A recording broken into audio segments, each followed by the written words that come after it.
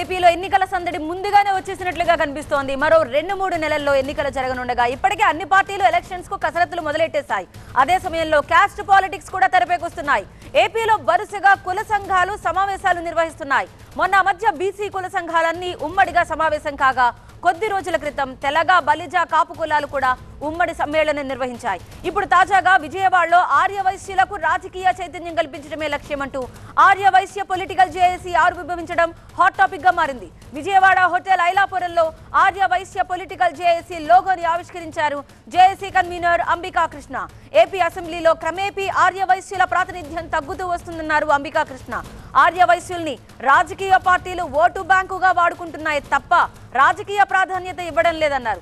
ఏపీలో ఆర్యవైశ్యులు 8% ఉన్నారని, వచ్చే ఎన్నికల్లో 10 ఎమ్మెల్యే సీట్లు, 2 ఎంపీ స్థానాలు కేటాయించాలని డిమాండ్ చేశారు ఆర్యవైశ్య జేఏసీ కన్వీనర్ అంబికా కృష్ణ. మా రిపోర్టర్ ప్రస్తుతం శివ్ కుమార్ లైవ్ లో సిద్ధంగా ఉన్నారు. మరిన్ని డీటెయిల్స్ అందించడానికి ఓవర్ టు శివ్ కుమార్.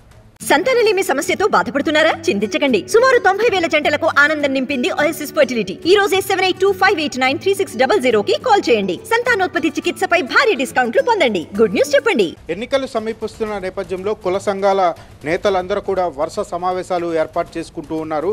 మొన్న బీసీ నేతలు అందరూ కూడా సమావేశం ఏర్పాటు చేసుకొని వాళ్ళ యొక్క ఎజెండాను ఫిక్స్ చేసుకున్నారు. నిన్న కాపు జేఏసీ నేతలందరూ కూడా సమావేశం ఏర్పాటు చేసుకొని కాపులకు రాజ్యాధికారం కావాలంటూ కూడా వాళ్ళ యొక్క ఎజెండాను ఫిక్స్ చేసుకొని వారు ముందుకు వెళ్తున్న నేపథ్యంలో ఈరోజు తాజాగా ఆర్యవైశ్య జేఏసీ అనేది ఏర్పాటు చేయడం జరిగింది. దీనికి కన్వీనర్గా అంబికా కృష్ణ ఉన్న నేపథ్యంలో ఆర్యవైశ్య జేఏసీ నేతలందరూ కూడా ఈరోజు రౌండ్ టేబుల్ సమావేశం ఏర్పాటు చేసుకొని వచ్చే ఎన్నికల్లో వాళ్ళ యొక్క కార్యాచరణ ఎలా ఉండాలి అనే దాని మీద నిర్ణయించుకున్నటువంటి పరిస్థితి కూడా కనపడుతుంది. అయితే ఈ ఓట్ బ్యాంక్ రాష్ట్ర వ్యాప్తంగా కూడా ఆర్యవైశ్యులకు 8% ఓట్ బ్యాంక్ ఉంది.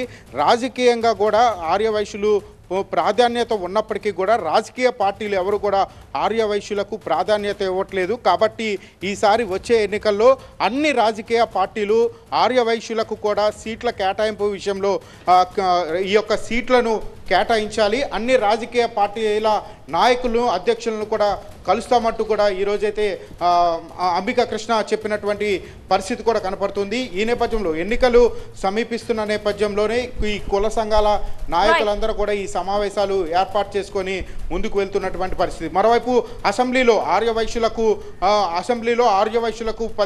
10 ఎమ్మెల్యే సీట్లు, 2 ఎంపీ సీట్లు కేటాయించాలని కూడా ప్రధానంగా ఆర్యవైశ్యుల నుంచి ప్రధానంగా డిమాండ్ వినపడుతున్నటువంటి పరిస్థితి కూడా కనపడుతూ ఉంది.